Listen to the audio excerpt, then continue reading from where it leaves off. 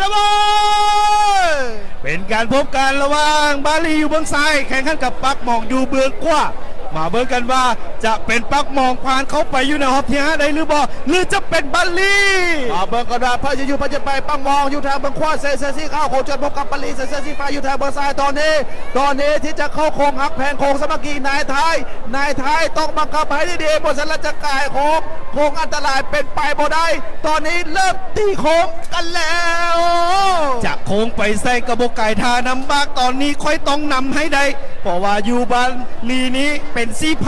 โอ้แข่งขันกันมาโดนนานบอกว่าตำนานบ้านปักมองนี่กระบอกได้น้อยหน้าอยู่เบื้องขวาเห็นได้ว่าแซงกันเข้ามา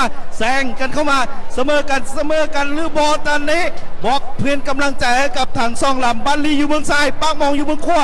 ตอนนี้ไก่โค้งกันมาแล้วเบิ่งไก่ผู้สมผู้เสียก็อยู่ทางเครื่องอยู่ทางขวาที่บอกเลยว่าเต็มกันเลยตอนนี้บรรยากาศขับขานแน่นปักมองอยู่ทางเบื้องขวาว่าจังได้ใส่เกียร์ทำไม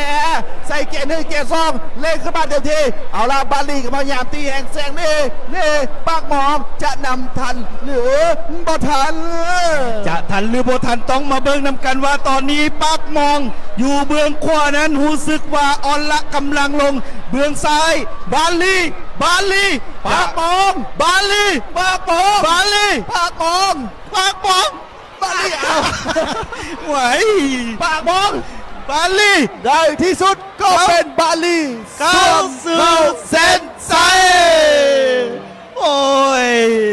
ผู้บรรยายก็ยักใส่ใจวันปักหมองเส้นเดียวกันเอาละท่านผู้ชมเซิงมาผ่านไปในโฮมนี้ก็ตามคณะกรรมการเพื่อนก็ได้แจ้งมาเนาะชนะไปในการพบกันระหว่างปักหมองกับบาลีแม่ก็ว่าเป็นบาลีทางบนซ้ายเส้นฟ้าเป็นฝ่ายชนะแล้วเห็นบาลีนี้เข้าไปรอท่าอยู่หน้าฮอปที่5ฉะนั้นต้องมาเบิ่งนำกันอีกว่าปักหมองนี้จะไปสวงชิงอันดับที่15หรือ16ในฮอปต่อไปฉะนั้นสิ่งสำคัญเราต้องได้เอาใจใส่เบิ่งเกี่ยวกับการแข่งขันนี้